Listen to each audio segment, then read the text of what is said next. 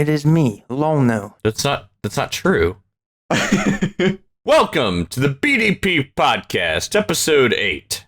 I'm your host, Lolno Pound. This is Bailey OP. I thought I was last. And DC the Boss. Boats and hoes. Why was that? Because when somebody asks you to say one thing, like, and puts you in like a pressure situation, like you try to be funny. Boats and hoes? And like boats and hoes is funny. If you say so. Have you seen Step Brothers? No, I don't know what that is. Oh, then you have no idea what the reference is then. That's one of the best movies, funniest movies I've ever seen. Welcome to the most serious podcast on the planet. Oh, that's what we should do on April Fools. We should do a really, serious... Coming up, the world history of every... What's the thing where lots of people die? What? Genocide, yeah. Coming up, the history of every genocide in chronological order. It's almost too interesting. It'd be like, coming up, we're going to look into the history of the Ticonderoga No. 2 Pencil Company. That's interesting, too. I've never heard anything about them. That's interesting. Hold on. No.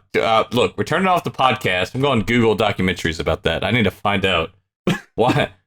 Why? You can't just turn off the podcast. Why? Why don't people use the number 3? Maybe there isn't a number. Why are we talking? This is shit. No, there's 1 through 9 as far as I know. Something about their thicker lead or something like that. I think it's the darkness of it. Can't read it. I like how we were mocking that we would do a podcast on this, but now it's actually part of the podcast. Yeah, it's an interesting stuff. I think people would want to hear about this. Okay, go nuts. Okay, so the first number 2 pencil was invented in 1812 in Wisconsin by Frederick Togabaga. How do you say it? Togabaga? Ticonderoga? Ticonderoga. Those are two very different words. Yeah, are you reading it? Does it actually say Ticonderoga? There's nothing on my screen, you idiot. I know. I knew that. April Fools, motherfucker. April Fool, we got all of you. This isn't about pencils. The title of this podcast is going to be like everything pencils. The thumbnail is going to be a giant pencil. We're going to be like, you idiots. None of this has to do with pencils. Although some of the I've checked out a couple podcasts and it's like the ones that are random and I don't know, what was it called? It was just like interesting things with blah, blah, blah. And I've listened to a podcast about the history of the pen. The one thing I found out about these really popular podcasts that aren't really funny is most of these guys have really enjoyable voices to listen to. Have you noticed that? I was listening to a podcast and I kind of got really almost depressed about it. I was like, these guys' voices are really good. Yeah, that's something we'll never have. Nobody here has a really deep voice and nobody has a really calm way of talking, which I think is really enjoyable when it comes to podcasts. We can start working on it. We can be like, welcome. Hey guys, how you doing? Welcome to the BDP podcast. You just made your voice worse. What? DC, do the voice you did when you joined the Discord call earlier. That's this voice. That's horrible. Hey guys, sorry my throat's a little scratchy. I was up last night making pancakes and the time got away from me. So here we are, but I dedicate my life to this podcast. So my throat's on fire, but I persist. DC, why are you making your poor grandmother do your laundry? I've told you my arthritis stops me from doing it. Do it a little more manly, but like that old voice, and it could be a good grandfather. DC, your carburetor went out. I'm gonna have to go down to the Home Depot to get it fixed. Stop. Half of that was British, half of it was Southern twang. You're so confused right now.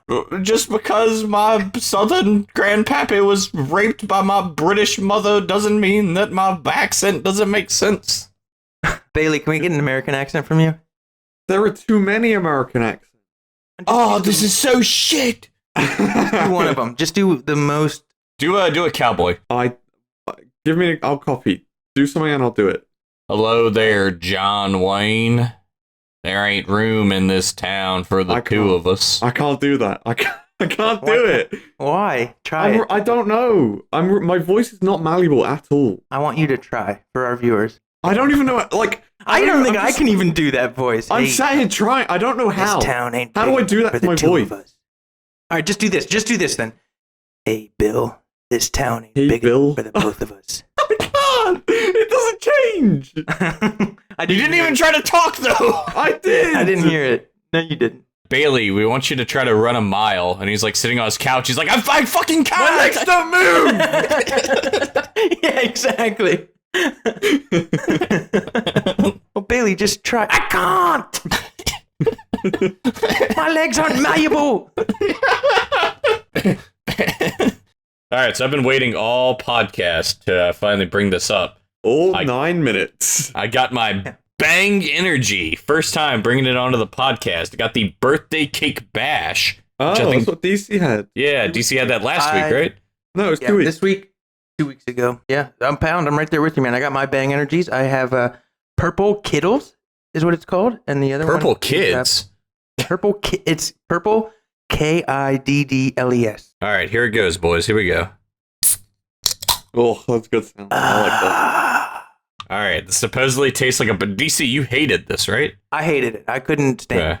Birthday cake. Here, you said it tasted like funfetti. I remember now. It smells like funfetti. I know. I heard him gulping. I wanted people to have the ASMR of it. I'm incredibly disappointed. It's not bad or anything, but it's really... I don't know if I even really taste anything at all. Wasn't your voice.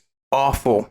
The first couple sips, it was cool and interesting still. It's when you're like halfway through the can that you'll really be like, this is disgusting. This is like if I took a piece of vanilla cake and put it in a blender and added water and CO2. Yeah, it seems really watered down to me. Like it's not as strong as I thought it was going to be. Also, it says it's made with natural flavors. So like they literally had to put a birthday cake in here then. Not how that works. Find a wild birthday. That was one of the things that pissed me off is when companies would promote like being made with all natural ingredients. Like they don't promote being healthy. They just say all natural ingredients. Like there was a Sierra Mist. It was like Sierra Mist, now made with all natural ingredients. For all I know, I could open that up and a swarm of bees could fly out and it would be completely accurate. I don't even know where to take that. Well, the point is that it being all natural doesn't mean it's good for you. What if I got stung by a bunch of bees? Every time I see something like that, like I think it was Sierra Mist now made with real lemon and lime. Like what the fuck was in there before? Like that's where my mind always goes. Like what was in there before? That happened to me at Sonic, which is a fast food place. It says like made with real ice cream. I was like, that wasn't on the menu last year. What have I been... McDonald's came forward and was like, now, chicken nuggets made with 100% real chicken. Like, they were so excited to be able to say, now made with 100% real chicken. That's like like that... What were you feeding me before? Like, dead hamsters? Like, what the fuck is going on? Well, at least it's not the other way around. At least it's not going now not made with Imagine a commercial now made with all artificial flavoring. Right? At least they're improving.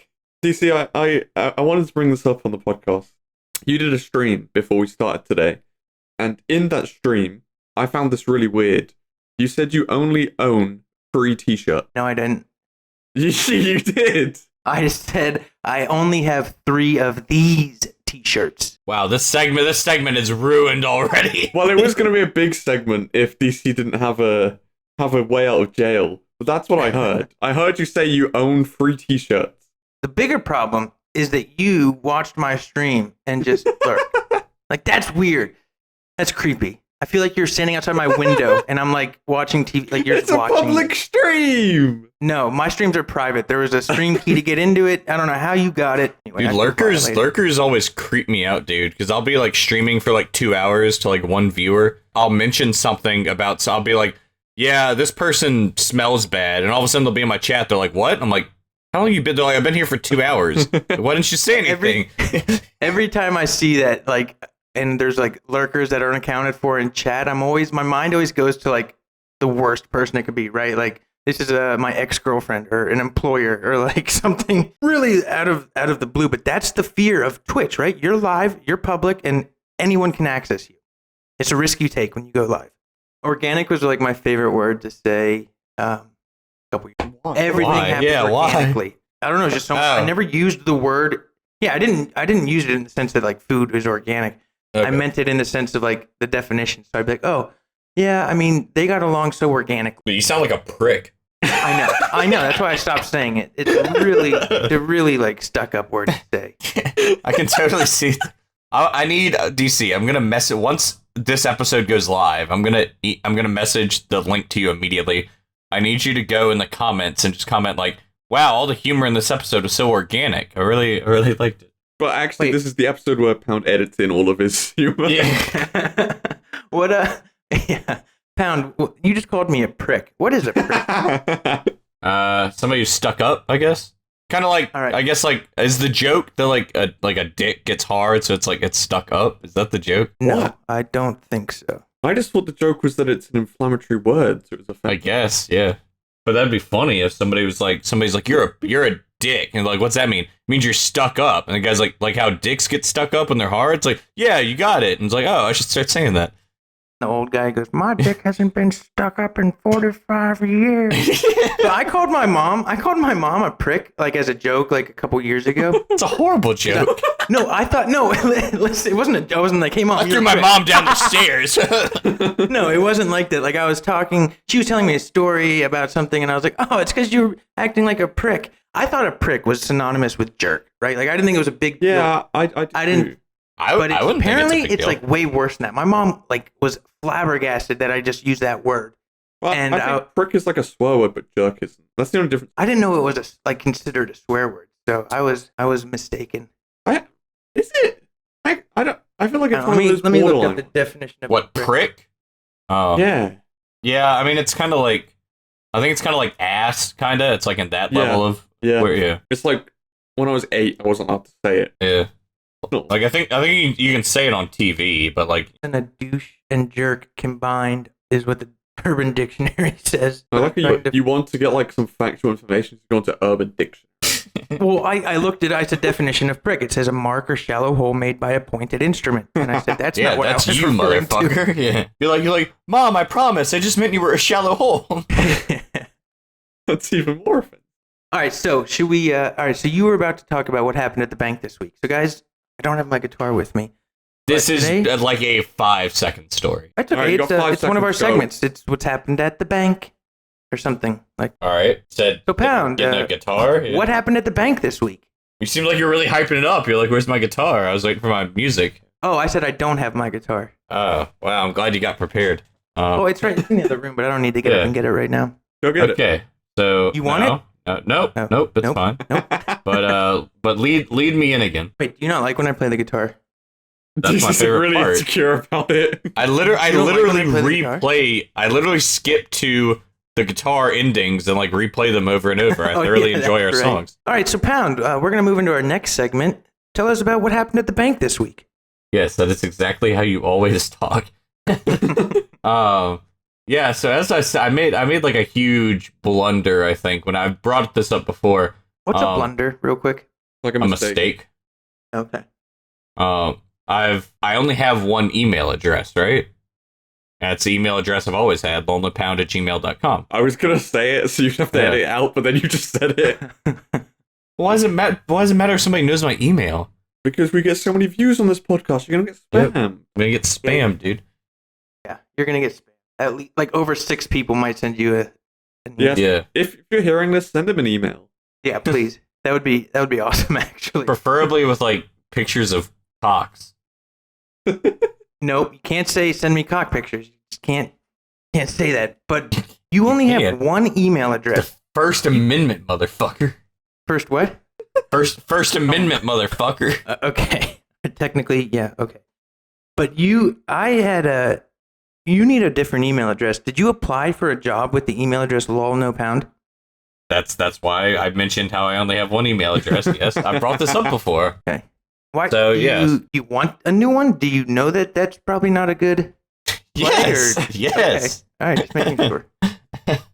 So I applied to the job with, lolnopound@gmail.com. And this has happened like twice now, but it really like, especially with the podcast and stuff. It was yesterday, yeah, Friday. And my boss just like walks up to me and he's like, "Hey, what up, lolnopound?" Like he just like greets me like that. God. He has never, he's called me that twice just because, it's my email address and it's kind of funny, but he has not directly No. referenced that he has seen my YouTube, but Pound, I think it's impossible. The clock is ticking. I give you 2 weeks tops before you're brought into your boss's office and firmly let go.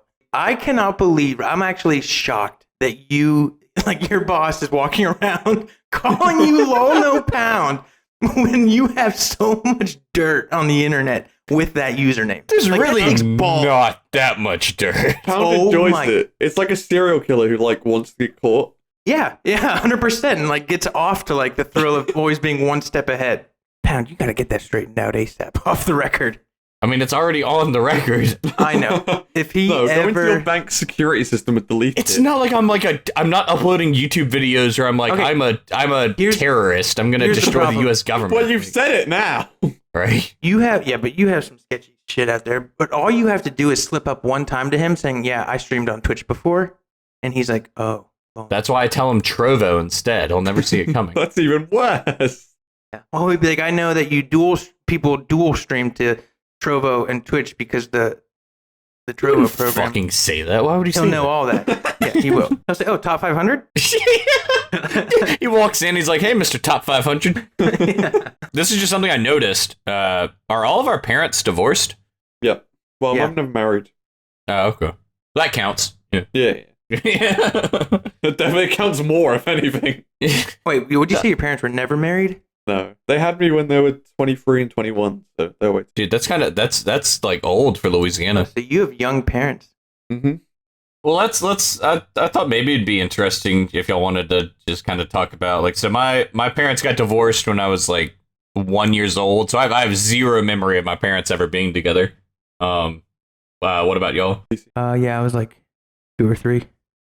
Yeah, my parents were still together till I was like 3, but they never married together. They were just together, and then they split. And none of us have any any recollection of our real parents being together. Yeah, I saw them. I actually saw my parents in the same room for the first time ever when I was 17, I think, because I had to get my passport.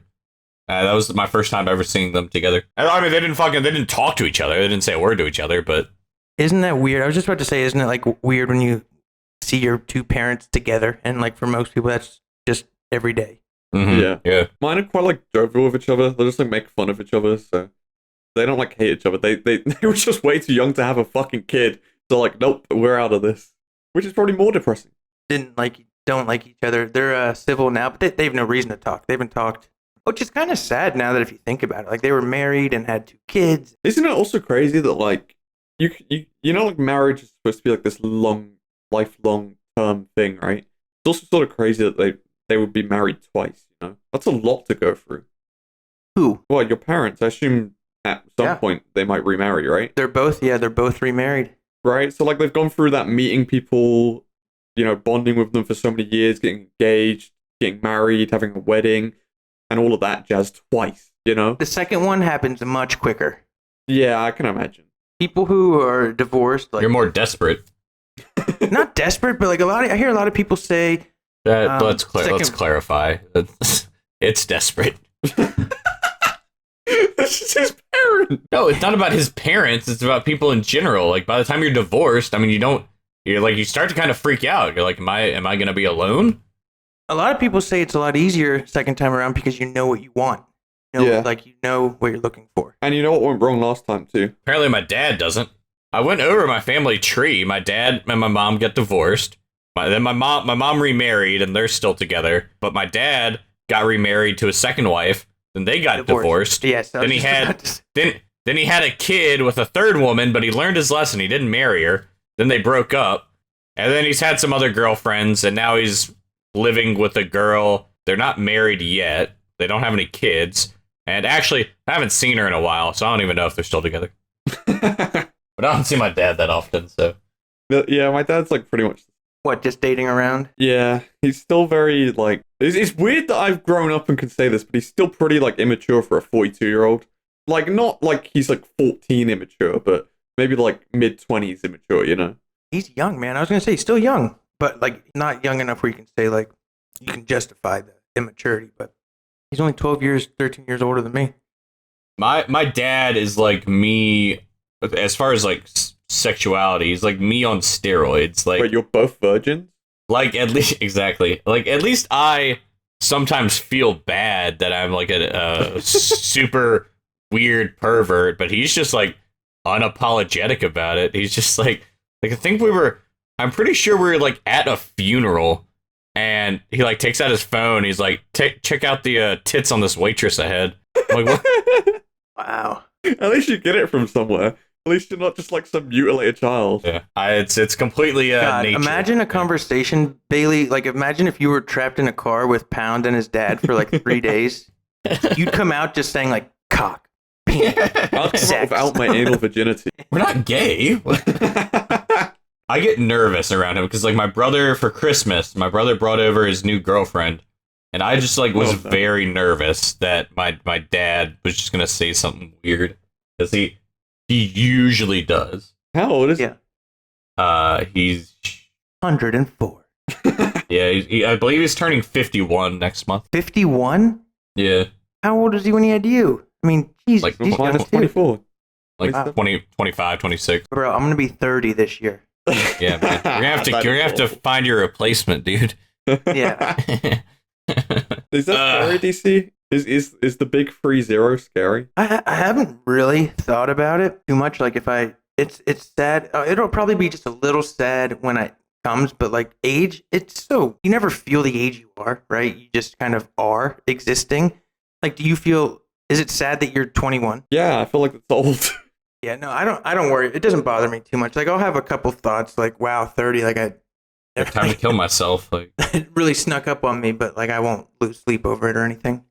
I always hear people say that, like, you know, when they're 29 or so, they're like freaking out about being 30 because it seems so weird to them. But then they get over it, and then they're 39, and they're like, oh my god, I can't believe I'm about to turn 40. But then they get over it, and they're like, holy shit, I'm about to be 50. So like you never like feel like you always get accustomed to your age. You're never like, holy shit, I'm so old, but you're always afraid of like that next big milestone. I still feel like 20 is too old. Okay, good. Kill yourself. Like 20?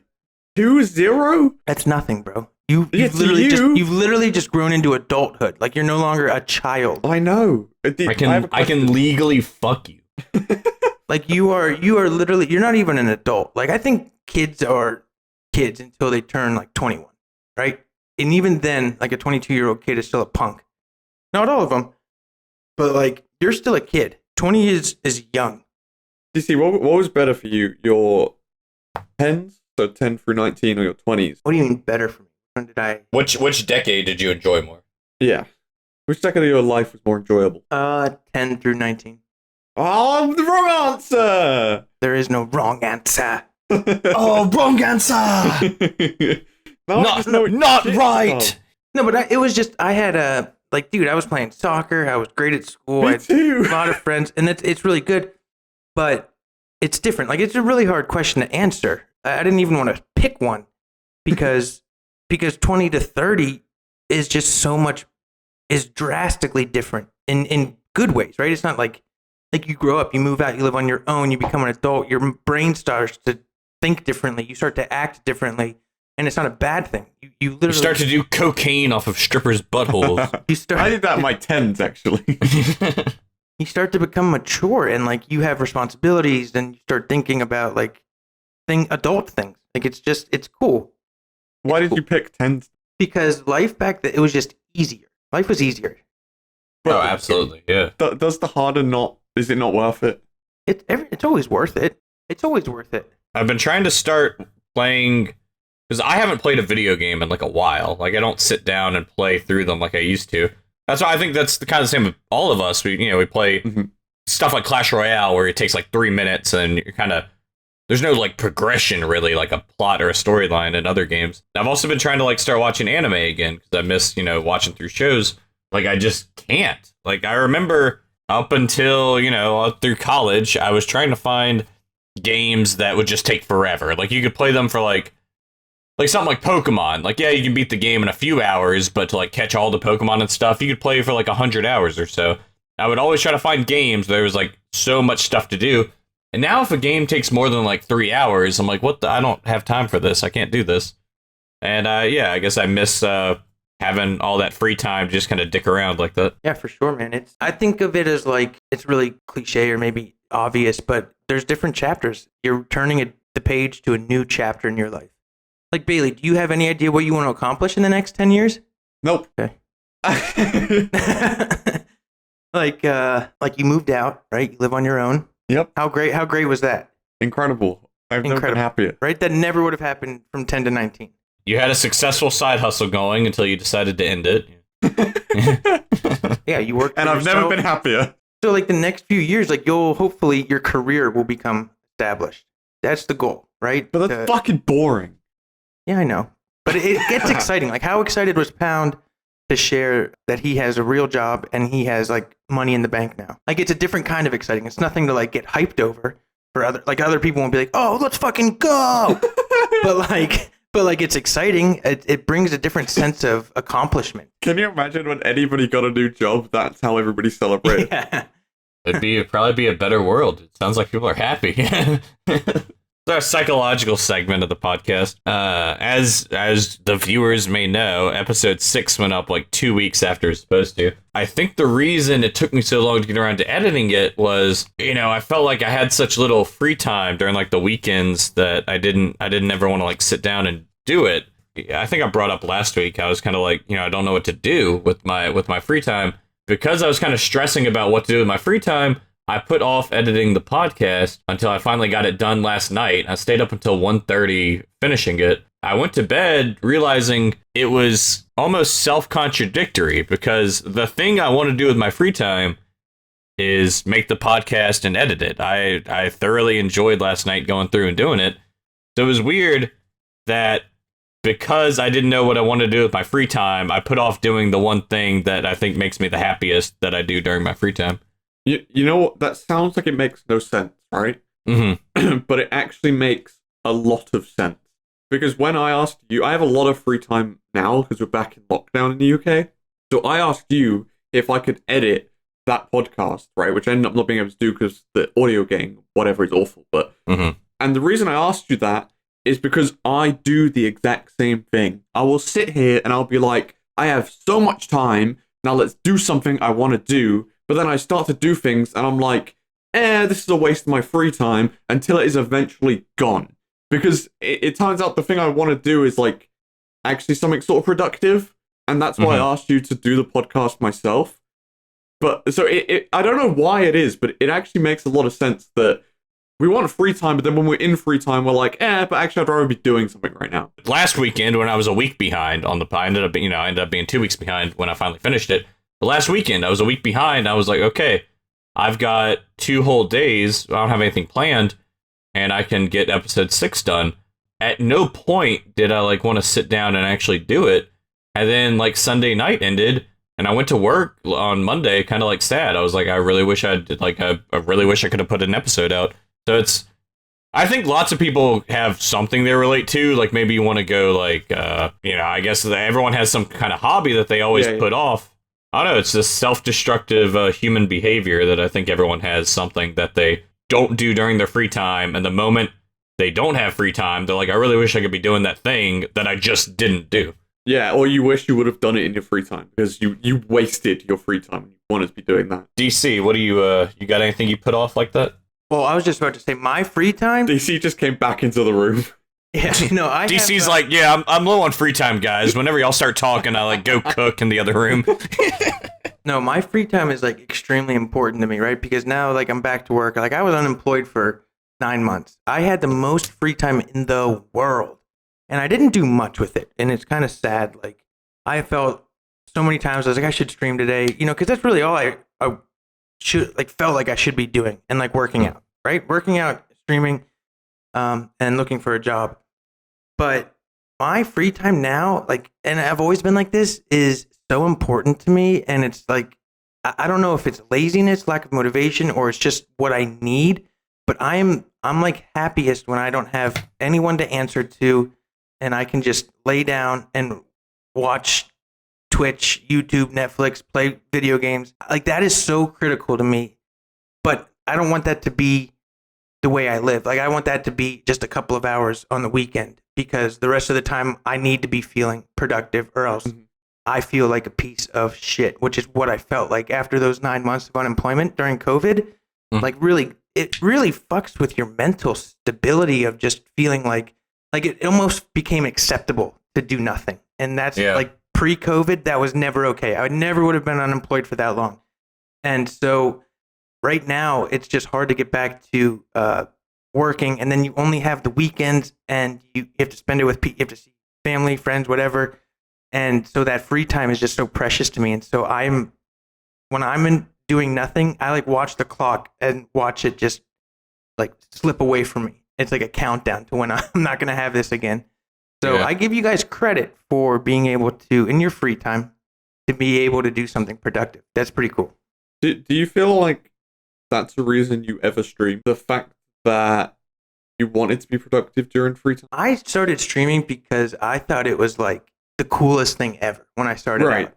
But like not as a why. main factor, but maybe as like a secondary or whatever factor. No, because dude, I always have like in my free time, I've always like played guitar, watched like TV, hung out with friends, and I've always just been okay with that. Not okay with that. Like I've really enjoyed that.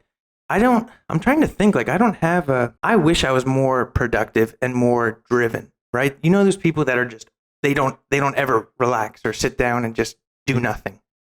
Do you think that is a good thing, or do you think like they envy us? Like my mom has never been able to just like sit down and watch a full movie growing up. She'd always be doing laundry, cooking, like work, like whatever. And so I don't know. I'd like to say I am one of those people, but who can't relax. I can tell you as a person who's not maybe even if I'm not one of those people, I've definitely had that mindset for a little bit, right? I don't know if it's long enough to call myself one of those people, but I've definitely had that mindset. And I can definitely tell you, whilst I am in that mindset, I wish I wasn't. Because it is so exhausting. Of feeling like you're being unproductive. Yes. And it's so disruptive when you want to switch off and you're just like, I feel really shit for doing this. It can't be healthy. You have nothing to do. Nobody's texting you, like a good thing. Like nobody's asking to hang out. Nobody's needing anything from you. Would you enjoy, this is for you and Pound, enjoy laying in your bed or sitting at the computer chair and just for 9 hours that day, just doing nothing but watching? Would you like that or no? No, I would get restless. I couldn't. I think it's something that I would look forward to, but not ever. Like if I was spending every Saturday like that, I think I would get very depressed about it. But I could totally see like, once a month or so that being like kind of a reward, I suppose. That's definitely like, I'm not saying I would never do that. That totally sounds fun to me.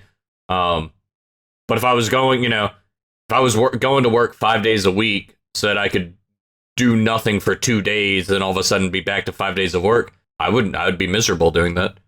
But, occasionally it's just an important thing to do because it is fun. It's just not productive.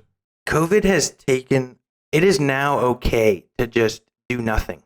Like before COVID, like I couldn't tell you how many weekends I had where I did nothing. I was always doing something, visiting family, going somewhere with friends, going on a trip, whatever it was. Now, it is perfectly acceptable to just sit at your house and watch TV. I think that's sad. I know it has to be. I'm not saying it's like shame on people. I'm saying it's sad that is now the reality. It's sad that there is COVID that makes that the reality, right? But like I think you agree with me. I think it has to be like that, right? And I think as soon as everything is over, I think society will go back to how it was before, and you'll start doing stuff again. But that's going to take time. I talked about this on my stream today. How long is it going to be until remember going to concerts, shows, whatever it was, where you were butt to nut, packed in like sardines, surrounded by people? How long is it going to be till A, that happens again, and B, you're comfortable, everybody's comfortable with it again? Like I find myself watching TV and situations with a lot of people, and my first thought is, how are they doing that? COVID, right? Like, I watched an old YouTube video the other day, and I had that exact same thought. It was awful. It was an old football reaction. They did it outside the football stadium, and there were just people walking around, and I'm like, what the fuck? This is so weird. That's what I'm talking about. If that sucks, that's our reality right now. I know.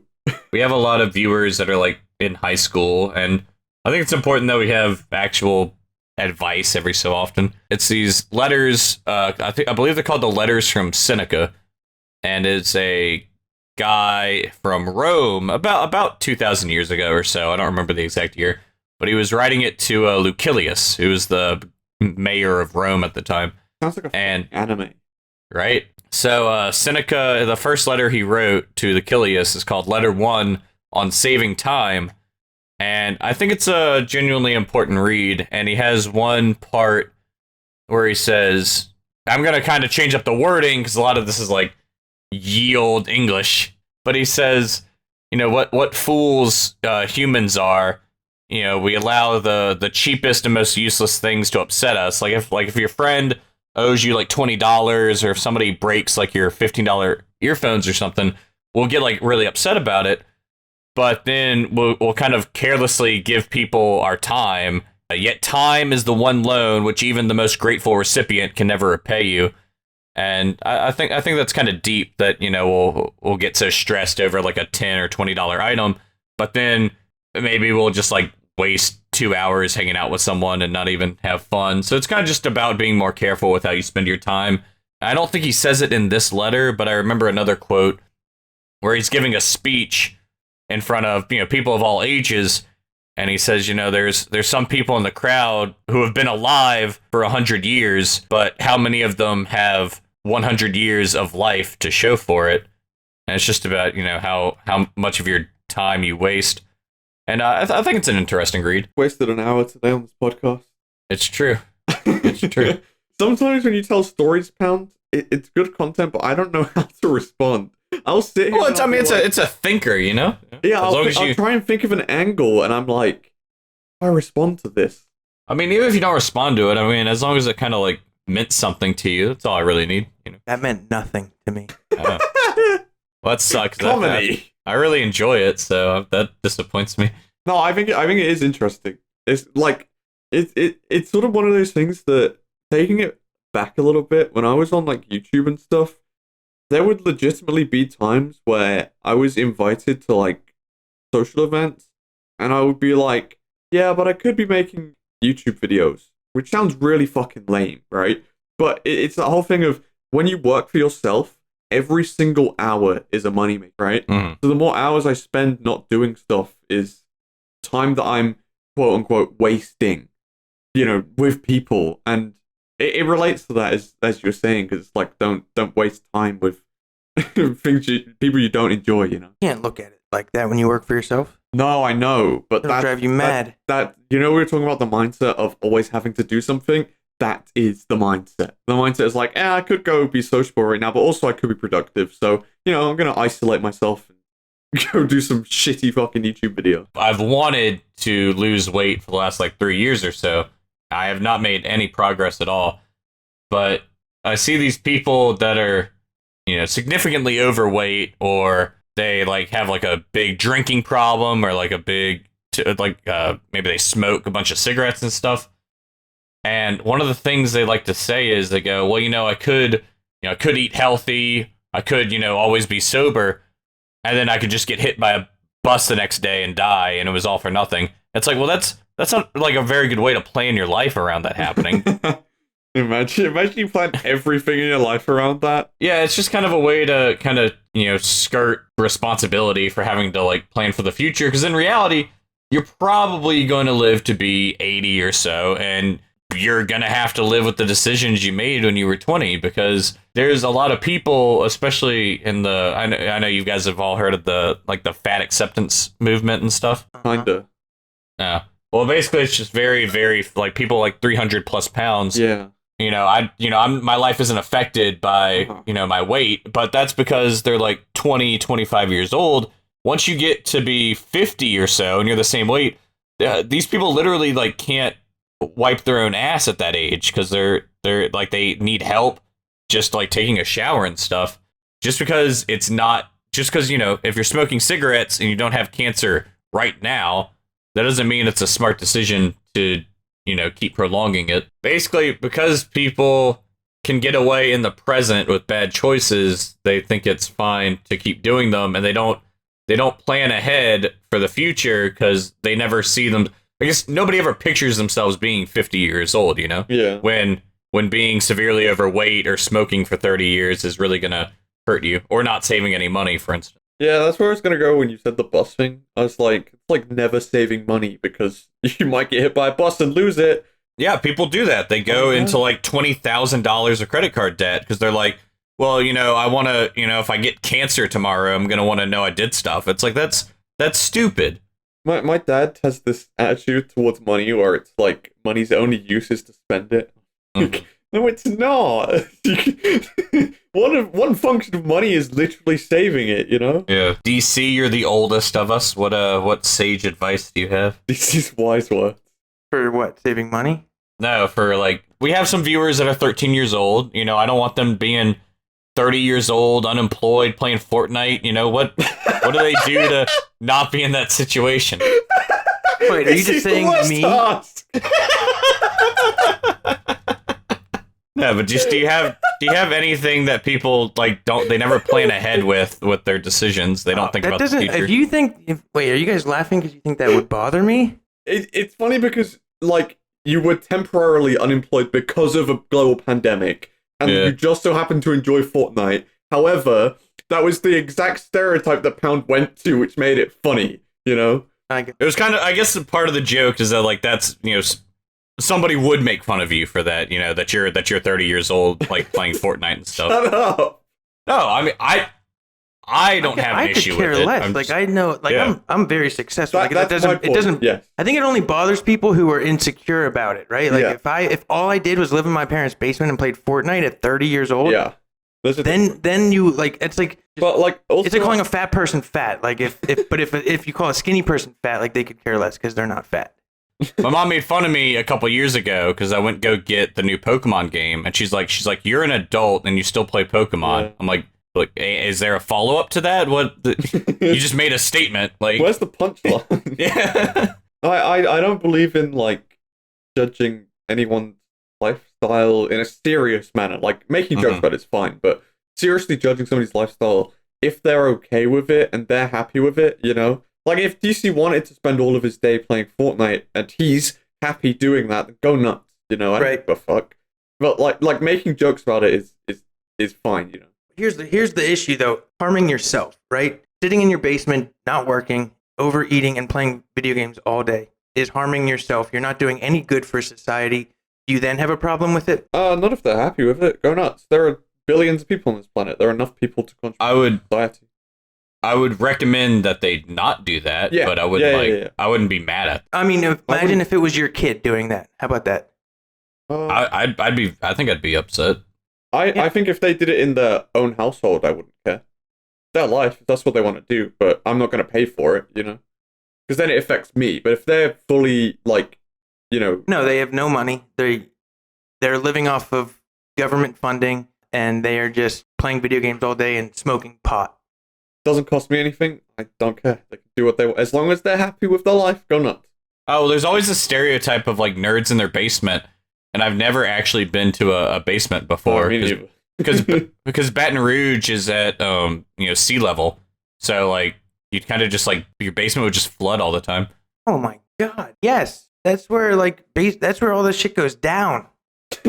Yeah, I've never seen a single house with a basement. Me neither. That's crazy, dude. That's like where me and my boys in high school like would have sleepovers and like drink and play video games and play music and like where else would you do that?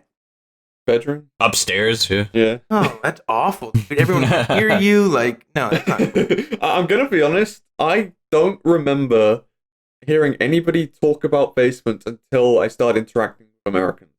I don't really, like, it. Like, I'm not saying basements don't exist, but people pimp out very their basements here. They that's like the nicest places in the house is in the basement of, like, nice houses. Yeah, no, it's very rare here. I've never heard of anybody having one.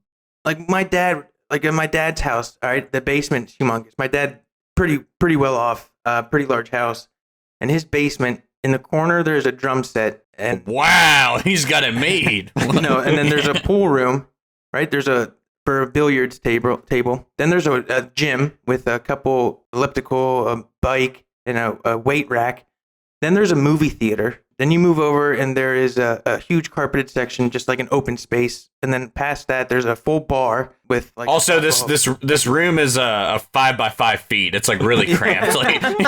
And then there's a full bathroom and shower. And then there's a huge storage room. I mean, so like that's the basement at my dad's house. Yeah, that sounds pretty fucking cool. Yeah, that sucks to you guys like, but that's not typical, right? I don't think they're really like. I don't think basements are really built into houses here anymore. Must be something with the geography. Yeah. Something, right? Like, why wouldn't you build a basement? unless you like couldn't. Well, I would say, why would you build a? It's more space. Yeah, but like it's not necessary space.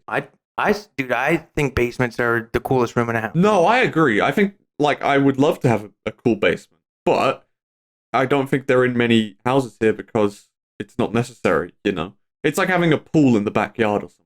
Like, yeah, it's cool. Okay, we should find out why there's no basements there. That's very yeah. Again, like that does sound cool as fuck. And if I had the opportunity to buy a house with or without a basement, I'd go with, right? But I don't know why. Like Bailey, imagine like this. Imagine you go downstairs in your childhood home, and in the basement, like there was a drum set, guitars. This was my mom's house. My full band practiced there, and then there was like a TV, couch, video games, and some weights. They're always in American films. But yes, to go back to it, right? The point, if my child is rotting away in my basement and doing nothing with their lives and they're 30 years old, yeah. A, I failed as a parent, and B, I'm unhappy about it. Hey, if it's my basement, I'm unhappy about it. If it's their own basement, that's what you do with your free time. You know what's funny is I've never met somebody with a basement. Me neither. Well, we've met DC, I guess. Wow. That's crazy to me. Yeah, I think it's because of like geographical things. That's not a word. What was I trying to say? Geographic? Geographic. Yeah. There was I just Googled nicest basements on Google, and it was just all rape dungeons. Dude, this is like joking it. Yeah. Wow. Leaving us hanging, dude. Well, you guys need to do it sometime. It's just crazy. This is what Americans do with their basement. You know what makes great podcast material? Saying like, I just Googled nice basements. Look, this is really incredible. Yeah. You know what's funny is that we've done that twice this episode. Yeah. I know. Wow. I might be getting some facts wrong because this was a few months ago and I forget it. But there was an article in the news of like this guy. I think he was like 34 or so. He had never had a job in his entire life, and he lived with his mom. He'd never lived on his own. He'd always lived at his mom's house. He never had a job. His mom told him he needed to get a job, and he straight up just killed her. Wow. What? Why was that funny to you, Bailey? That was because I wasn't expecting that. No, he just like that. I mean, that's so. Imagine like you spend your 34 years raising your man-child son.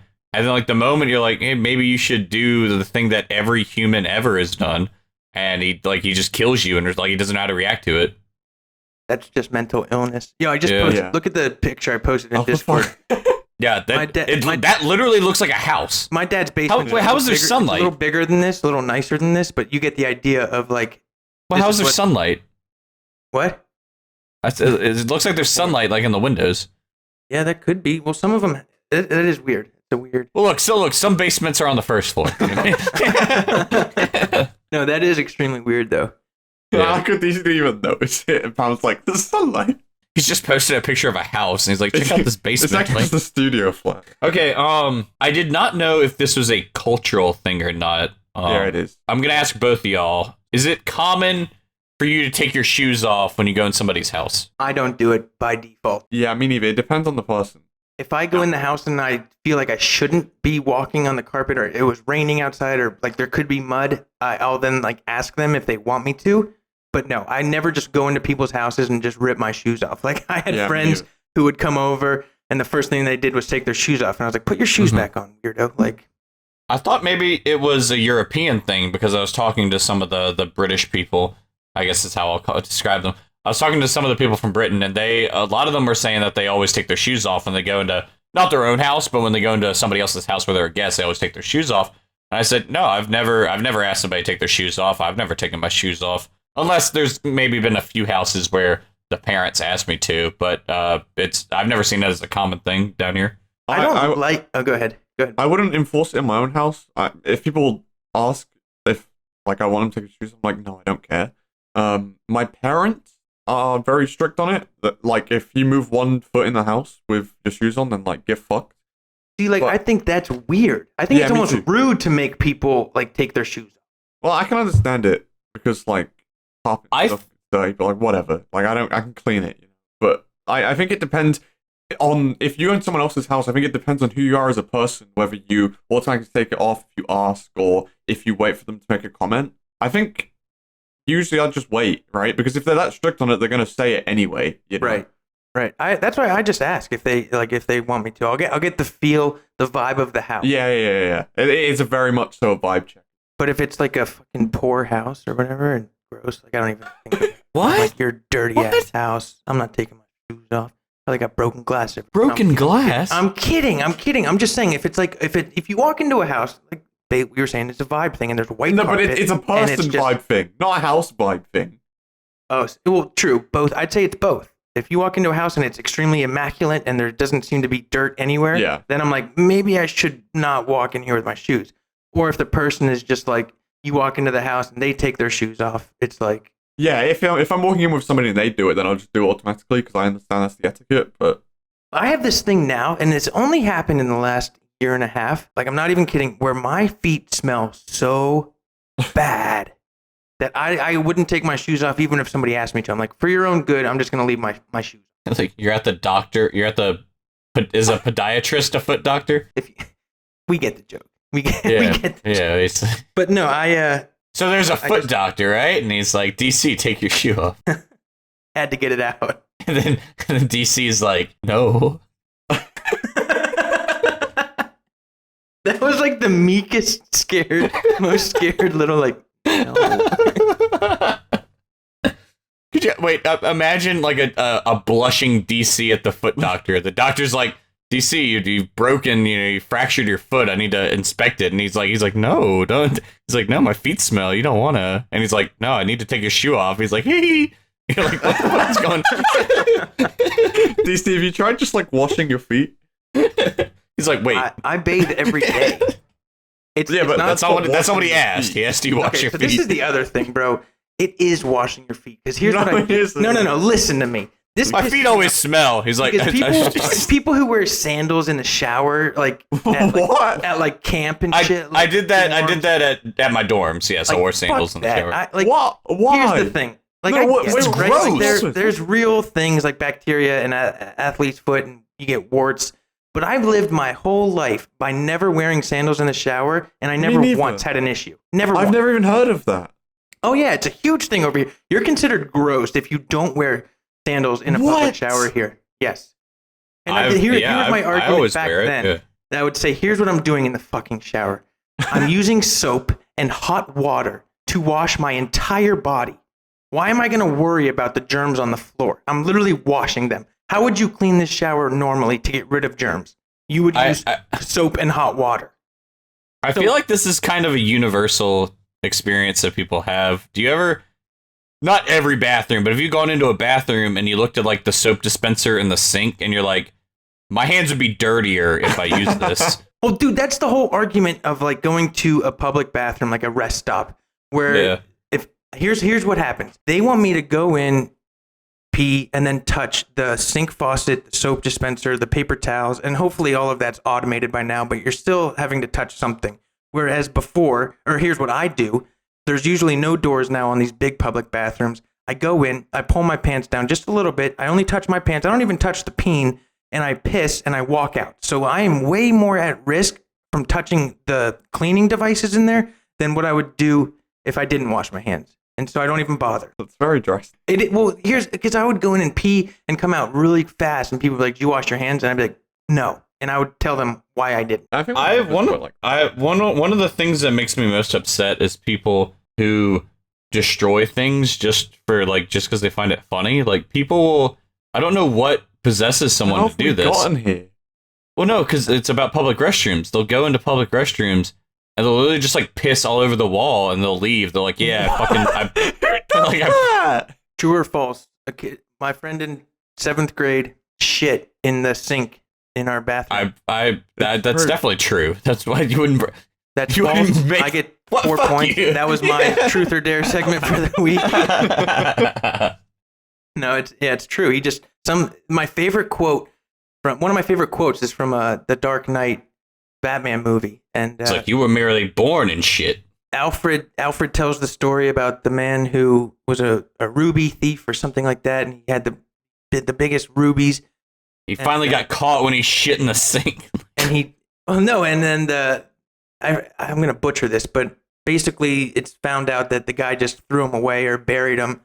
Bruce asks, why did he do that? Why did he steal all that shit and murder those people? And he just goes, some people just want to watch the world burn.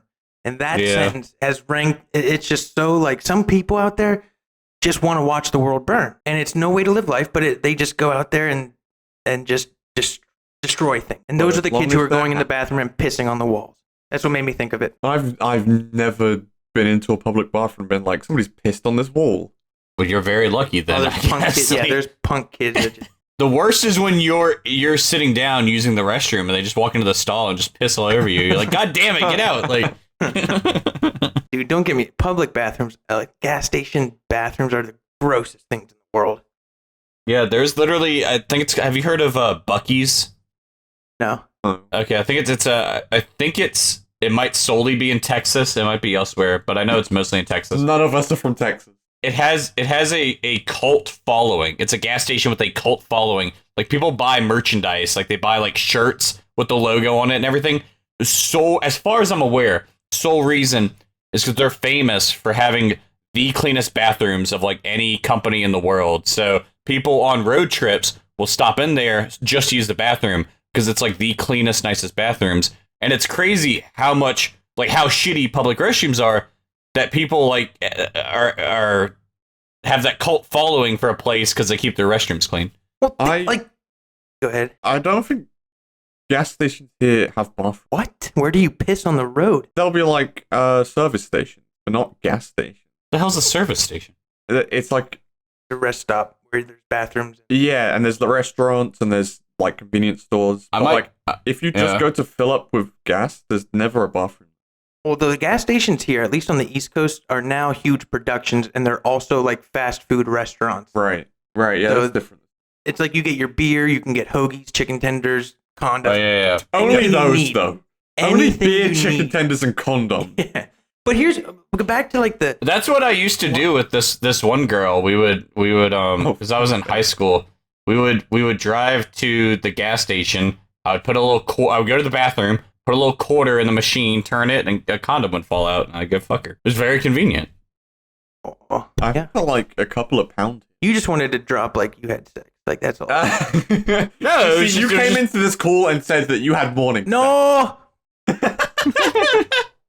Editors. But wait, but here, I just want to touch on this bathroom thing real quick because why is it acceptable to not have spotless bathrooms? Right? It's the one thing. It's one of a couple things that every human essentially needs to survive. Is to alleviate themselves. That's like if you go to a You don't Subway need a bathroom for that. and the He's food, got the a turkey, and what do you say? He I said you don't need a bathroom to do that. Yeah. Well, you know what I'm saying. It's something that every human uses. Not in Africa. But like, imagine if you go to a Subway and the turkey was just like in the trash can, and they're like, "Oh yeah, you want a turkey?" And then they grab the turkey and throw it. Like, no, that's not acceptable. All right, but the difference is you don't go into a public restroom and like eat the toilet seat. No, but you sit down on it, right? And then you bring those germs or whatever the fuck is on What would that you- toilet seat what with would you you do? everywhere you go. What would you do if you walked into a public restroom and all the urinals were like filled with like pudding or something and people were just eating it? You're like, what? You're like, what? What's happening? Why did you think of that? Because you said you don't walk into a public restroom and eat. So what would you do if like No, I was literally saying, there's what if people kept That's the what I food said. standards at the same as they keep the bathroom standards? Why are they different? I mean, that's what everything that any company does is if people don't care enough to not use it, then the standards will stay where they are. I actually Like, if think people- that's really cool that bathroom has a cult or that gas station has a cult following Yeah. because of the clean. It's like Chick-fil-A with their service. Mhm. Oh, fuck me. Like they are known for being really fucking nice, and I enjoy that when I go there. So I would go out of my way to go to a gas station that I knew had a pristine bathroom. I think that's actually really cool. But have y'all heard of the author A.J. Jacobs? No, I don't. He does some very, very interesting books, and one of them was No books are ever. right. That's not true. That's not true, Bailey. You have to listen to Malcolm Gladwell's 10,000 Hours or Outliers. It's There you amazing. I think go. you would really appreciate it. What is it? Like, give me a 5-second description. Well, so 10,000. I think it's called. It's about to master a skill, you have to put 10,000 hours into practicing it. Yes, to master. Yeah, if you do anything for 10,000 hours, you become an expert in it. It might just be called Outliers. I don't know if they're two separate books, but it looks at the really successful people like Bill Gates and Michael Jordan, and it says he breaks down that, like, yes, these people were very talented and worked very hard, but there is a stroke of luck, and there's so many things have to happen for this one thing to happen, right? Like Bill Gates had to have the opportunity as a teenager to have access to a computer lab where he had unlimited time to program, where at that time it costs thousands and thousands of dollars for one kid to have access, and it was remarkable that he went to the only high school in the entire country that had computers. Yes.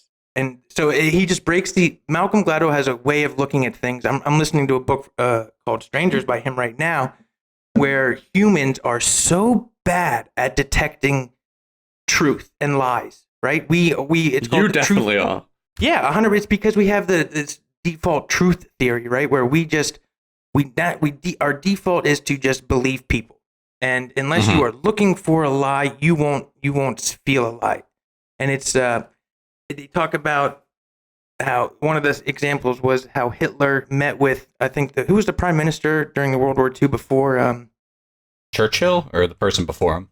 Before him. He met with Hitler 3 or 4 times in person to verify that all he wanted to do was invade one country, and that was it.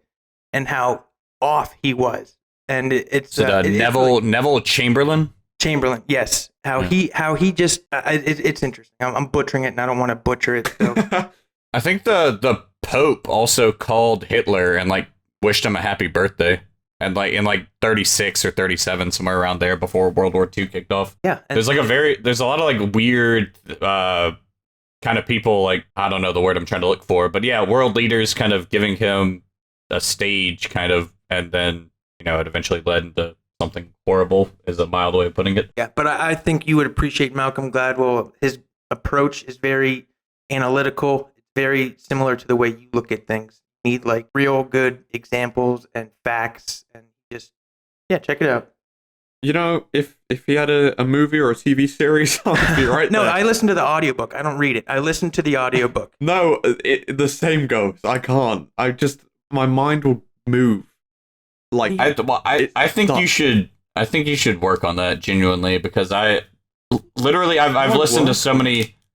So I used to read a ton, and then I might have brought this up before. Yeah, and then I stopped. I didn't read for like 5 to 10 years or so. Yeah, and then one day I just I did not take anything with me. The only thing I had in my pocket was my house key to get back in. I didn't have my phone, didn't have my wallet. I had nothing, and I just went somewhere to read a book. And if I wanted to go back home, it would be like 20 minutes to go back home. I had nothing I could possibly do except read that book. And all of a sudden, and I didn't even last that long. I read for like 15 minutes, and then I got bored. I'm like, I want to go play on my phone. So I went back home. And I kept doing it, and eventually I was just spending like 2 hours with zero interaction with anybody. It was just me and a book. And I think it really, really helped me out a lot. You know what? I'll give it a go. Aw, that genuinely means a lot to me. Podcast. You'll what me on the podcast? I will update you on my progress on the podcast. Okay. Yeah, but back to AJ Jacobs. I'm glad you brought up Malcolm Gladwell, DC. But AJ Jacobs. So to give you just an example of some other books I've read from him, he has one where he reads the entire encyclopedia, like from A to Z. And even he goes on. Wait, what's the purpose? It's just he does just these interesting tasks. Right. It's more interesting to read it. He has another one where he goes an entire year following the Bible like as strictly as possible. So like, on Sundays you can't work on the Sabbath, and the Bible doesn't really define what work is. So like he doesn't even like turn doorknobs. To like go, so like if there's a door that's closed and you have to turn a doorknob to open it, like you'd have to wait for somebody to open the door for him, and it was interesting. And he had to like because another rule is you can't wear clothes that are made from more than one animal, so he had to like make sure that all the clothes he was wearing weren't. It had to be 100% like cotton or wool of one animal or something. Anyway, the book I wanted to bring up was, I think, because I haven't read it, but I've listened to him discuss the book. I think it's called Thanks 1,000 or something. If you Google Thanks 1,000, you'll probably find the book. It's about him wanting to. He started doing a thing where, with his family, when they would sit down for dinner, he would do kind of like a grace before the meal, where he'd say, thank you for the food in front of us. Thank you to the farmer who raised the food. Thank you to the person at the store who I bought the food from and rang me up and everything. And one day his child said, none of those people can hear you, Dad. If you really meant that you were thankful, you'd go in person and thank them. And so what it eventually turned into was he wanted to he goes get coffee every single morning. He has like a local coffee place he goes to every single morning. And he wanted to thank everyone who helped make his coffee. So he goes to the barista and he thanks her for making his coffee every morning. And then he finds the delivery driver who delivers the beans to the coffee store, and he thanks him. And then he goes find like the city's construction workers, and he thanks them for making the road that the delivery driver drove on.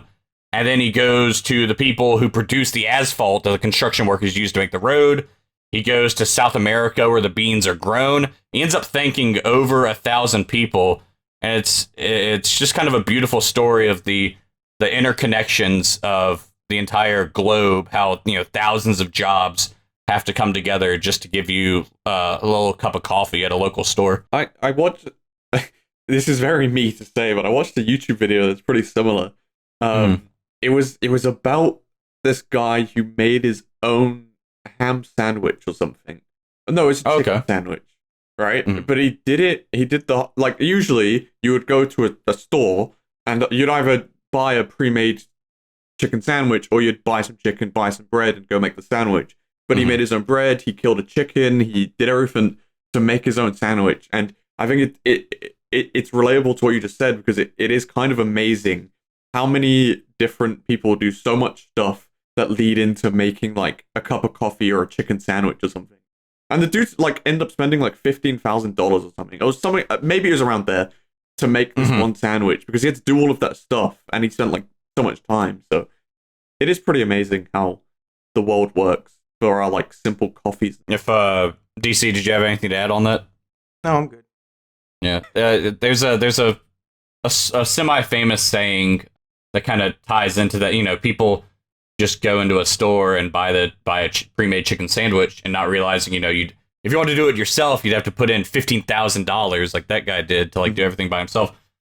There's two young fish are swimming, and they come along like an older fish, and the guy says, how's the water today? And the two kid fish are like, oh, it's fine. And the older fish swims away. And the younger fish turns to his friend and he goes, what the hell is water? The kind of moral of the saying is supposed to be that they spent their entire life in water, so they don't even notice that they're in water because they've spent their entire life there. So you don't even, because supermarkets, I didn't realize how new they were. I think the first supermarket was in like the 40s or 50s in America. Like, it used to be you couldn't just go into a store and buy like everything you wanted, because that's been my entire life, is I can go into Walmart and get like almost anything. And yeah, you don't understand just how complex the whole system is that's made everything so simple. Yeah. Especially on like Amazon and stuff now. You can get almost, like, with the internet, you can pretty much buy any item you think of, assuming you have enough money, and just get it delivered to your house, Like, that's pretty wild. What blows my mind about Amazon is the 2-day delivery, right? They can get you pretty much anything you need within 2 days. And I just don't get how it works, man. How many people they have working, and like their factories, warehouses, machines, computer systems, like everything is just so complex. I think I got to watch like a documentary on Amazon. I watched a YouTube video on this. But I only had one point, because this is like the thing that not blew my mind, but the thing I found the most interesting. So you know how you can buy anything from Amazon, it'll be there in 2 days. It used to be a bookstore. What? Yeah. That's what Amazon was at first. It was you ordered books online. Okay. Yeah. No, there was a part in the video where they said they keep certain items in different parts of, like, even in America, different states. So, for example, in, like, the colder states, they'll keep more gloves than in the warmer states because you're more likely to buy gloves if you're in the colder states, right? And that was really interesting to me because that has an influence on how quickly you can get something delivered, right? If you're in a colder state, you can get the gloves quicker and they feel somewhere warm. And like, there's so much small detail like that goes into such a big company that we take for granted. You know, it's just there and we're used to it, but there's so much work that goes into it. I feel like this is a common, when you said that they keep more gloves in colder states, my initial reaction was, Bailey, you're a dumbass. Like, no shit, there's more gloves in the colder facilities. But I think that's a common, because if you had not said that, and somebody just came up to me and was like, do you think they keep more gloves in the colder state? I would be like, I have no idea. Yeah, like, right? So after I find out the fact, I'm like, no shit.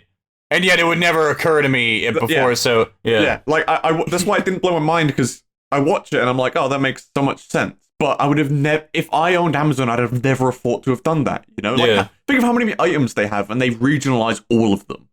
Mm-hmm. Yeah, that's crazy. The YouTube video I wanted to bring up, it's either 1999 or a 2000 interview with, this was, you know, when the tech bubble was still growing because the internet was like brand new. And the reason everyone was hyping up internet companies and why they were getting all the, like, people were throwing billions of dollars at them is because you didn't have to have like a physical store and you save so much money on that. They're like, you know, Walmart, if they want to sell to more people, they've got to build stores in those areas. Whereas with internet companies, you don't have to have a physical warehouse or anything. And what Jeff Bezos was doing was he was doing the exact opposite of what he was building warehouses everywhere that no one visits. Yeah. And so this reporter, it's funny to watch it back in hindsight because Amazon's the third largest company in America. And it was funny. It's funny.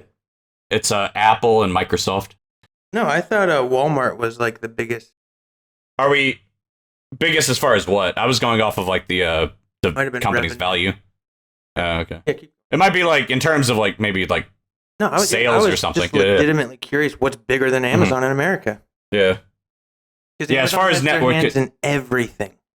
Yeah, because Apple is the only company that they just broke $2 trillion, like the worth of the company. And Amazon is like 1.5 trillion, which is still insane. But anyway, it's funny to look back in hindsight. This reporter was trying to like shit on he's basically calling Bezos like an idiot.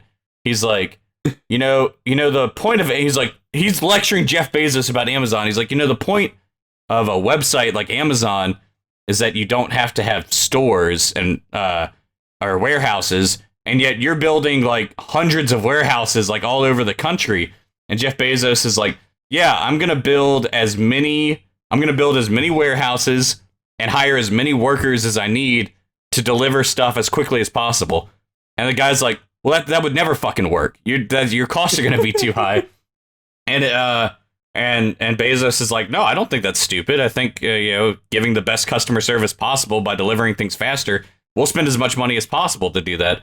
And because back then, I think the standard was like if you ordered something online, it might be like 2 weeks to a month before you got it. Right. And it was solely because of Amazon, if you sell something online, it has to be there in 2 days and it has to be free to deliver. Yeah, Amazon by themselves made that standard. Like the Amazon, like the reporter was like, "Oh, you're never going to be able to make that work. It's going to cost so much." But Amazon delivery is like free now. Like it works so well that they're like, "Oh, delivery's on us. It's fine." Like, that's incredible. I read another book. This is going to be the book podcast, I guess, where I recommend books. It's a book. Okay. Yeah. A book I highly, highly recommend. Anything by Dan Ariely, Ariely. He's a behavioral economist. And he has a book with just all these examples of kind of things that don't logically make sense, but people do it. And one of them was when Amazon introduced Amazon Prime, or when they started having like free shipping for all their members everywhere across the entire globe, the entire world. When they introduced the free shipping, sales went up like 20 or 50%. Like all of a sudden, people were ordering out the ass because of the free shipping. Except there was one country where sales did not increase.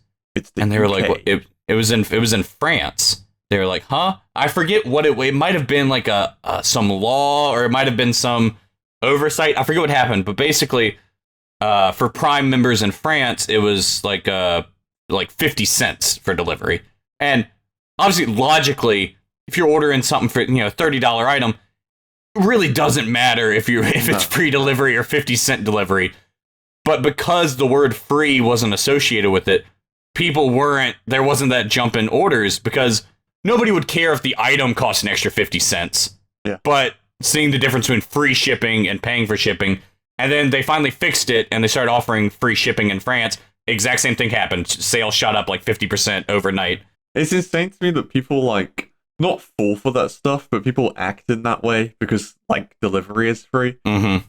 It's a very common joke. Everyone's made the joke before, but if there's two different websites and one of them offers something for $20, $5 delivery, and something offers $25 item free delivery, everyone buys the $25 item with free delivery. Uh-huh.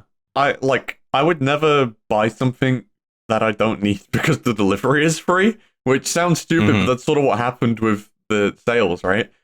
But I will actively not buy an item that I want if the delivery is too high, because it's the same thing as if the item just cost more and the delivery was nothing, then I would probably buy it. But it's because I'm like, well, I'm so used to free delivery, I'm not going to fucking pay you to deliver it. Yeah, exactly. There's a clothing store in America called JCPenney's. Right. Have you ever heard of it? Yeah. No, I haven't. They're usually like in malls and stuff. Right. And a very common, basically any department store in a mall, every single, you can go in there any day ever, and everything is going to be on sale 40% or so. Mm-hmm. It's all 365 days a year. It's 40% off. So it's not really a sale. No. And so in 2012 or 2013, I think it's 2013, JCPenney's hired a new CEO of the company, and he came out and he said, hey, we've been, Jason, we're guilty of this, and every department store is guilty of this. We inflate our prices just so we can say it's 40% off. He's like, that's one, it's treating the customers like they're stupid, and it's not a good business. I don't think it's a good business practice. We're going to put the actual price of the item, the fair price. It's going to be a low price every day. So he took all the items, lowered the price of everything by 40%, and sales tanked. He got fired within 1 year because even though everything was the exact same price, people felt like they were getting a bad deal because they were used to getting it on sale. And so they fired him within a year, hired a new CEO, raised all the prices, put it on sale every day. Sales went back up to where they were the year before. I think there's also a societal thing with that, because if you buy a jacket and it's supposed to be, let's just say $500, but it's on sale for $300, right? When somebody asks you how much that costs, you'll say 500, because you want to be like, oh, it's an expensive jacket. So I feel like there is also a point in that where inflating the price is actually a good thing, but then lowering it again just compounds that, because people want an item which is seen as high end, but they don't want to pay for it, So you're still working two tricks there, You're inflating it to make it seem more pricey, and then you're giving it to people without them having to pay the quote unquote full price. Yeah, there's a fancy official term for it that I never remember. It usually, maybe you've heard of it. It usually comes up with car mechanics, where if a car mechanic tells you we need to change your carburetor, well, you have no fucking idea if that's true or not, because you're not a car mechanic. It's something. It's called I'm way off on what it's called, but something like the one-way knowledge gap or something. That's not even close to what it is. I don't know the name, but I know what you're talking about. Yeah, and I think that's why, because if you showed me a nice jacket or a nice suit or something, I wouldn't even come close to telling you what the price is. I don't know if it's $50. I don't know if it's $500. I can't tell. So that's why you feel like you're getting a good deal, because you don't know what it's supposed to cost. If you saw a gallon of milk or something, and it was it said it was $20, 75% off $5. Yeah, you know you're getting this is stupid, because you know what milk is supposed to cost. But with clothes, it's harder to people don't know what the value is, and that's why they can get away with the sales thing like that. But also society puts value on stuff like clothes, you know? Mm-hmm. Like, Yeah. I think it's the fucking stupidest thing that, like, a logo can make something like 100 times the price, you know? Yeah. Like, a jacket might cost, like, fucking $10 to make, but then they sell it for, like, Dude. 1,000. No, clothes cost like pennies to make. Yeah, I know. Pennies. You know where I was going. Yeah, I know. But I was just gonna say, like, I was just making up numbers. no, I know clothes, but yeah, I was listening to the whole thing with the people who just want to feel like they're getting a good deal. And the other thing with the shipping, if a product it's like $5, like or even for free, you're gonna give me something for free, but you have to pay like $10 shipping. That pisses me off so much that I won't even do that because I'd rather pay $10 and give me free shipping. You know what I'm saying? I'm with you. Yeah, because you want to feel like the item is worth something, you know? Right. Yeah. Not that you're just throwing money away at shipping, because shipping doesn't mean anything. Yeah, that's a common scam, I think, on Instagram. Yeah, I'm sure everywhere. They'll post like oh, flash sale. We're giving away every item for 2 pennies. It's very common with watches. Yeah, I think it is watching where it's like we're giving away everything for 2 pennies. Yeah. And you go like buy it and it's like delivery only $100. It's like what? You know what else I hate? When people eat on the podcast. I'm sorry. I do this every Saturday. I haven't eaten. Sorry, I'm done. I eat every Saturday. No, I'm saying I do this every Saturday where I don't. But you know what I hate is whenever you'd see a commercial and it would say something in 4 easy payments of $80. Yeah, like they're too afraid to say the price because it's too expensive. So they break it up and like make you multiply. No, I've always hated that too. Where they're like just 5 easy. Like you can get this what's something you like? You can get this hat. Just 5 easy payments of $9.99. You're like, wait, that's a $50 hat. Yeah, that's an American thing too. The only time I've ever seen that is when like people mock American ads. I haven't seen those in like 10 It's years always on at least. infomercials. It's always on Yeah. like crock pots. You can get this crock pot for 4 easy payments of $29.99, and if you call now, we'll knock it off to only 3 payments. They only do that on jewelry here. My favorite thing they do is when they say something that nobody was thinking, where they're like DC, what would you say the price of a crock pot is? $100. So the infomercial will do something like it's just a completely normal crock pot that costs like they're like, what would you pay for a crock pot? $2,000? You're like, what? And they like cross it out and they're like, $500? Yeah, I know. How about just $100? You're like, that is what I would pay for it. But That would be a fun little like I've never seen that, but that's road so to funny. go down is the psychology behind those infomercials. yeah, it's called anchoring. Yeah. Well, I study business psychology, so Mhm. a lot of what I do is that kind of stuff. But like, there's so many tricks you don't even realize. It's the same with like YouTube. How do you get somebody to click on this video? Mhm. Like just the psychology of how can I capitalize on this person? I was thinking earlier, you like when you want to quote become a YouTuber, all you're doing is building up a platform with enough numbers so you can sell advertising space. Yeah, that's all everything is advertising. Yeah, true. It's all like television is, right? You're just making a product so you can advertise on it. Like, and so people buy stuff. Like, we live That's in what such a- Facebook that's so is, that's weird. what Instagram, Yeah, everything yeah. is. It's all just Facebook also ad sells driven. data, Oh yeah. but I get where you're coming from, right? It's such a weird world we live in. But the data's only used for advertising. Yeah. You know? So like, it's so odd. All we do is live in a world where we make money and then spend it, and other people get that money, and everything is about money. Everything is about money. Every single thing. Except this podcast, because we don't make fucking shit. We've Right. actually denied like 6 sponsors have tried to reach out to us. We've actually spent more money on this podcast than we've made. Yeah. I Well, felt pound so fucking bad with the ads I ran on that agri Really? video because I think for what the Google ad thing like stopped updating, so I don't even know how much I spent. But I had like a limit on it that I think I spent like The account is $30. just empty. I'm actually getting evicted. I got like within like 3 days, because I set it to be like pretty aggressive to spend my money quickly. Within like 3 days, it got like 2,000 views, And then I ended the campaign, so we weren't playing ads anymore. So, you know, our average views on the podcast channel was probably like 50 views or so, maybe 60. Yeah. And then this video, we got 2,000 views in 3 days. I'm like, hell yeah. Since ending the campaign, it's literally gotten 0 views. Nobody has clicked on it outside of being paid to be shown. See, I think that's you. I think that's Google. I think that is Google trying to say to you as the paying customer, trying to get this out there. They're saying, we will not show, you need us. You need to pay us for us to get exposure. Whereas like they're simply stopping, they're not showing the video to anybody. That's the only way that really gets 0 views. And they're saying like, right? Do you guys think that could possibly be it? Like YouTube saying, there's no way to prove that they're doing that. All right. They can do whatever they want. Away with it. Yes, like 100%. We could just sit here and believe that like nobody's seeing it, right? Mm-hmm. But they could be throttling it. We don't know.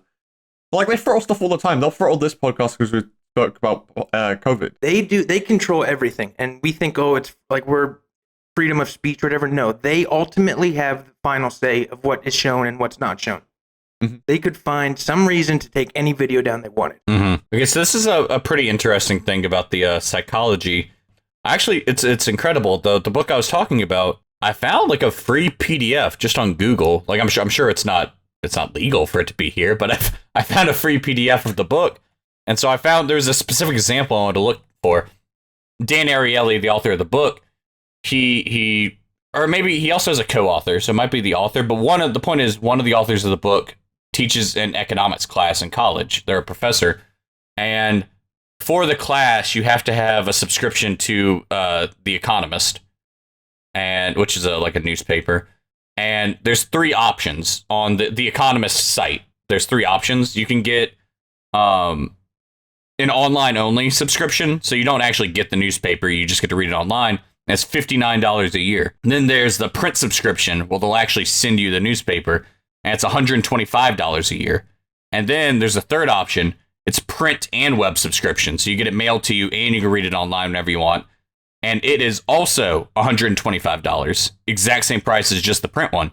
So you're like, well, why would anyone ever get the print subscription? You'd get the print and the web subscription because it's literally the same price. And so he did it with MIT. He teaches at MIT. And this is the break. He had 100 students in his course, and this is the breakdown. 16 of the students got the internet-only subscription for $59. Nobody got the print-only subscription because that makes no sense. And 84 students, so 84%, got the print and the internet subscription for the $125 because, it's a good deal. It's literally the print subscription with online thrown in for free. I see. But then he decided, as an experiment, he took away one of the options. They could only get the online for $59 or the print and web for $125. And then this time, 68% got the internet only, which is like 4 times more than it was before. And only 32 people got the both of them for $125. When you had even though the print only option is completely useless, nobody would ever buy it. Just seeing it there made the print and web look like a better deal. So many people ordered it. But when you don't have that as an anchor, and when you only have the online for $59 or the online and print for $125, when you compare those two without anything else, it doesn't seem like as good of a deal, and people go with the cheaper option. Yeah. And that's something that you'll notice it once you learn about it. I think McDonald's also had something else where there was like 5. They were selling wings. I don't know if y'all remember that, like a few years ago. They were trying to sell wings. It didn't last very long. Well, it didn't last very long. But it was like 3 wings for $4.99 or 5 wings for $5, which like makes no fucking sense. You get double the amount almost for an extra penny. And it's kind of just that psychology to kind of like force you to get the bigger amount because it seems like a good deal. Yeah. Again, like there's so many things in advertising, marketing, everything that just like you wouldn't even, if you go onto a site and you see the exact example, you wouldn't even think about that. You just go like, oh, well, I'm not going to buy that. But you wouldn't think that it's there to make you, to upsell to you. You know, you'd be like, oh, they're stupid. But actually, you're stupid. Going down this rabbit hole of like, once you know, can't unknow, it makes you like just feel very manipulated. Like that's all you are to these people is just a consumer to buy their product. and they're going to do whatever they can to extract every penny out of you, and you don't feel like you have like freedom. You don't feel like it's up to you. You're making the final choice because they are guiding exactly what they want you to do, and you're most likely going to end up where they want you to decide. Yeah, it was mind-blowing to me that a company could make so much more money from the only difference was they had a completely useless option on the sale on the site. Like the thing that nobody wanted, the print only, made 4 times more people buy the more expensive option. Like, that's insane. Yeah, that's market. It all loops back. Everything is just selling fucking product. I somehow I've been hearing her name in the news nonstop for like 2 weeks. I'm somehow just like learning about what she's doing. There is a U.S. congresswoman, so like one of the most powerful people in the country, you know. And I don't know if you guys remember the forest fires that California was dealing with for like months and months. She said, once again, one of the most powerful people in the country. Like there is not she's in top like 500 most powerful people in the country.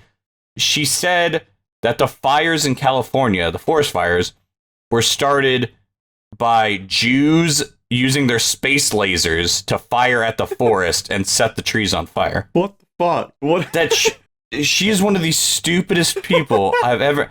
This person what they deserve is to be like working at a McDonald's cashier, and that's not to shit on people that work at McDonald's, but like the most responsibility this person should have is like maybe you get pickles on your McDouble on accident, like that. And instead she's basically helping run the country. America, so that like your country's fucking wild. That shit it doesn't happen here ever. That's such an American. Your country's fucking wild. There's another. I mean, I don't know how many, but she's like, obviously there's stupid people in government, but she's a special case. There's another video of her. There's a kid who got kind of once again a kid. I mean, he might be like 20 when it happened, but the point, very, very young, like younger than Bailey.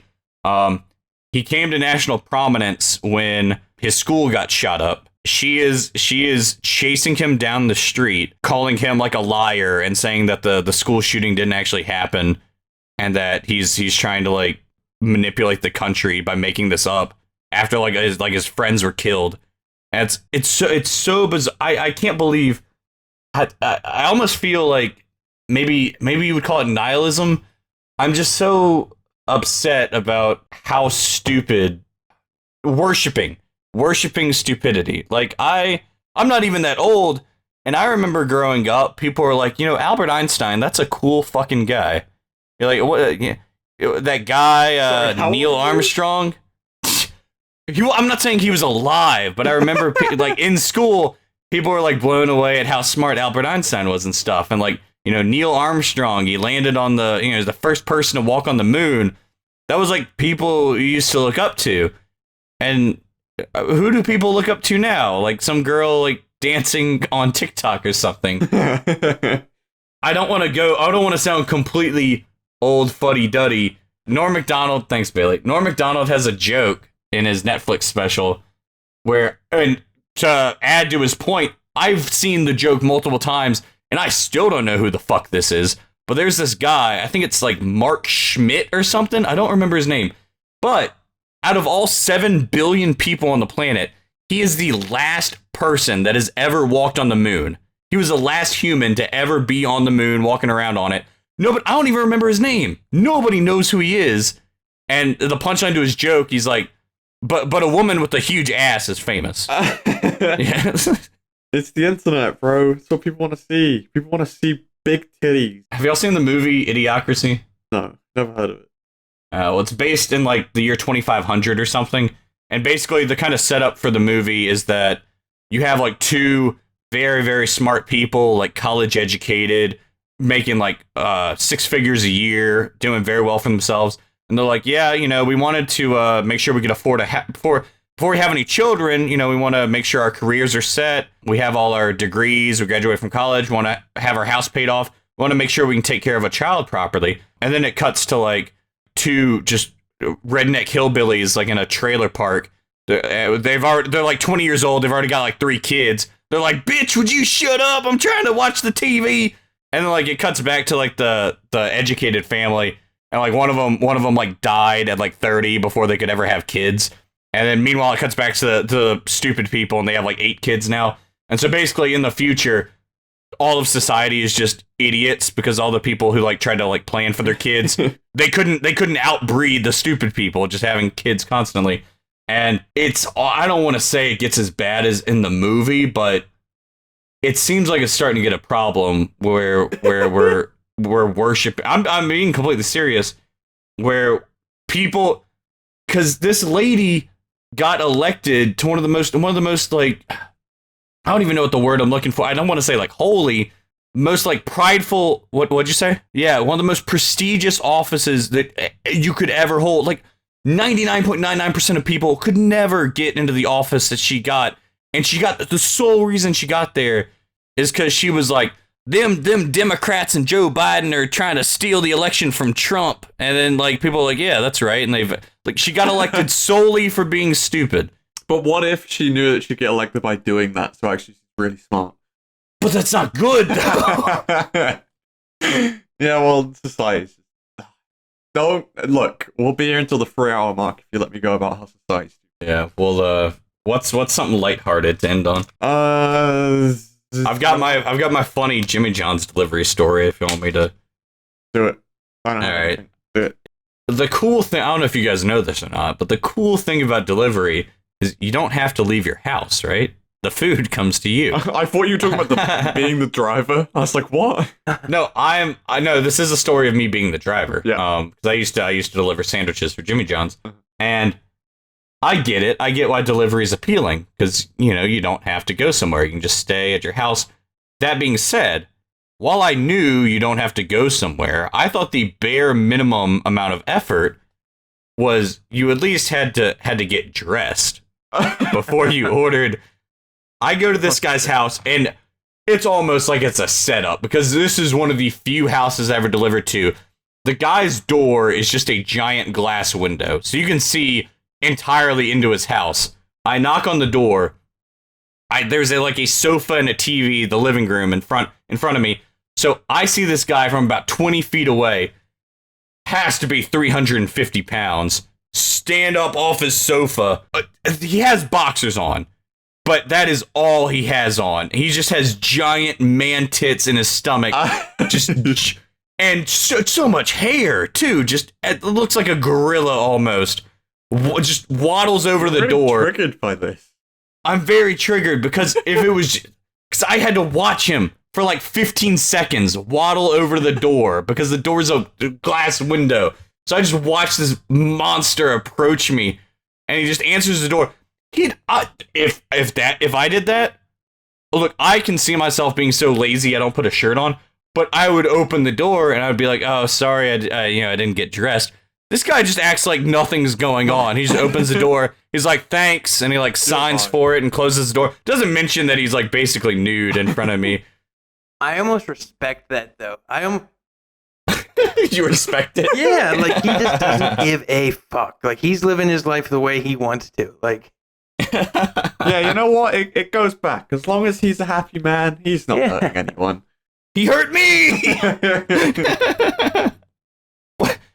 Where does this go, Bailey? Where's this end? Is he eventually? He's just gonna be stroking his cock as he answers the door. Okay. He's gonna be like, "Oh, you got my sandwich." Look, why do you look at it from a negative trajectory? What if he improves from now on and he overdresses when he opens the door next? He's got like a suit and tie on. Yeah.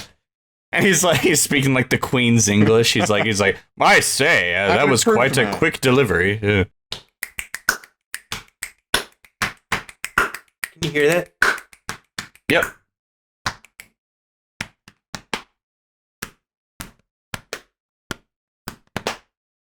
Great, that's the outro. Can you hear it though? Can you hear the beat?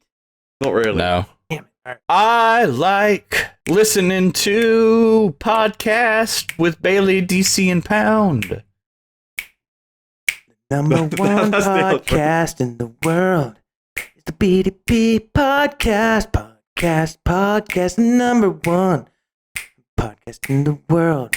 There's actually not one BDP, in mod though. BDP, the podcast Amazon. We talked about the Amazon. We talked about the psychologically fucked up marketing skills.